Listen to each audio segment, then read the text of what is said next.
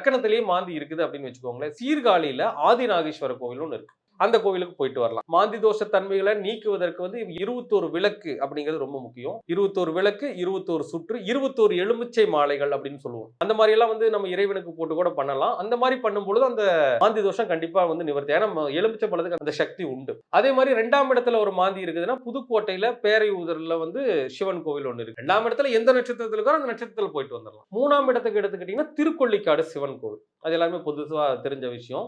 நீங்க 4ஆம் இடம் அப்படின்னு எடுத்துக்கிட்டீங்கன்னா குச்சனூர் சனீஸ்வரர். 5ஆம் இடம் எடுத்துட்டீங்கன்னா கொல்லங்குடி, சிவகங்கை மாவட்டத்துல கொல்லங்குடி காளி கோவில் அப்படின்னு ஒன்று இருக்கு.